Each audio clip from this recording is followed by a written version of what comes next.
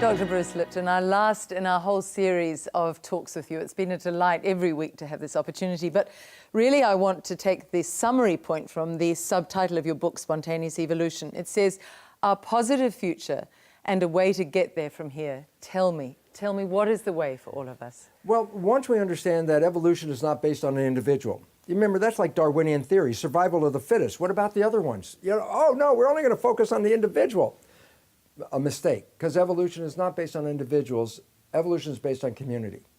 Nature, if you said, hey, protect human civilization because we had Albert Einstein and we had Mozart and, you know, we have all these wonderful individuals, and nature says, I don't really care.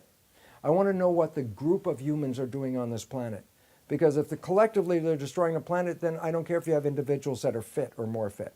So the new science says, wait, everything is an integrated community on this planet. Every organism on this planet is connected in a matrix with every other organism. We cannot live as humans if we don't have bacteria in our bodies. We now recognize a human that we used to define as a human with human cells is not the definition. Now we understand a human is called a superorganism. I go, what do you mean superorganism? Because it's more than human cells that are necessary to stay alive. If you don't have probiotics, bacteria in your system, what's called the microbiome, then you cannot live. So a human without bacteria is not viable. So then I say, well, what is a human? Oh, well, a human is a human plus at least 10 times as many other non-human cells.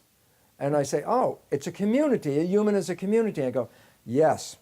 And this is the nature that every organism is part of a community. That's why they call it a garden. And it's really relevant. A garden means what? All of the plants, all of the insects, all of the animals and everything have cooperated to create a garden. And this is our problem. It's the lack of cooperation, but then our evolution is what? The realization that we're all cooperating together in harmony. So could you say that we've lived through an aberrant time, or was what we've done, this individualism, this selfishness, this grasping for the self, has that been an important part to get us Absolutely. to this openness? We needed to get some of the basics of our awareness, which was driven by a Darwinian theory at the time, the competition and all that. But the significance is once you come to the awareness that it's not a complete story. So if we live just by the Darwinian theory, which we're living by today, which is based on competition, which leads to violence and war, you look at the planet, you go, look at all the violence, and they say, oh, that's evolution. And I go, this is not evolution. A garden is not a battleground. It's a community of harmony. We lost the garden. Not that the garden wouldn't exist without us. If we get lost, the garden will be right back again. We are the monkey wrench in the garden. We have failed to understand the wholeness, the integrated character of it, that says we are working with everything. Every insect that's out there is relevant to us being here. You say, look, I'll just get rid of the most primitive organism. I'll throw the bacteria out. I say, then the whole thing will collapse. Because every organism is built on the precursor organisms that got there first. And we are near the, the top of a pile of coming, Johnny-come-lately, so to speak. What's the point? You undermine the chain underneath, and the web of life collapses. And this is no longer a time when we can say, we'll leave it to them to make it right. John, you're seeing people every day in your clinic saying, I want to take responsibility, even if it's just for my own health. Well, that's the thing. And or once people society. become well and they have overcome the striving aspect, they can start to thrive. And they come out of fight and flight and they start to use their creative brain more effectively. Their heart starts to open up. They become more loving. They become more conscious of not just themselves and their family, but their whole community and eventually their civilization.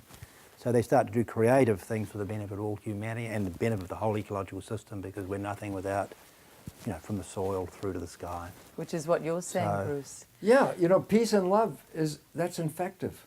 I've been infected by love, and it's like, oh yeah, I can't wait to have more, because we buy it, we take it in, we see it with other people, we experience it ourselves, and once we start to come from love isn't isolated to an individual. Love is everything. You walk out the door and you see the planet you live in. If you can't love that, we're in a lot of trouble because it is exquisite.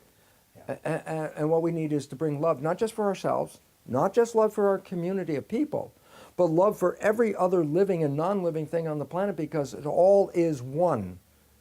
And once we decided we were separate from the one is when the world started to, we started to negatively affect the world. So Bruce, let's finish there. Your advice to the one person who's watching this, as if you are talking just to one, what would you say to her or him watching at home now? Well, I would really get into understanding is that we've seen life as a violent thing, and we, by that violence, that's human nature. And in fact, it's not human nature at all. Human nature is based on the word human, which is humane, which is having compassion.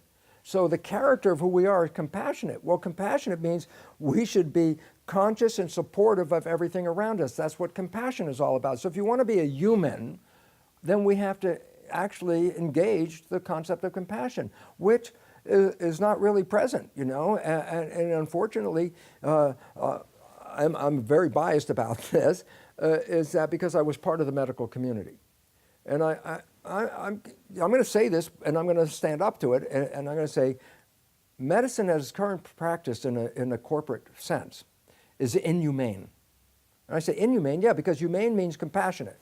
And I say, well, how is medicine inhumane? I say, well, look, a person's sick. I say, well, what do? Well, people make money off of sick people because they invested in all the insurance companies. I say, well, how do you make money off of somebody being sick? And the answer, you charge them more money than the services you provide, and the excess is profit.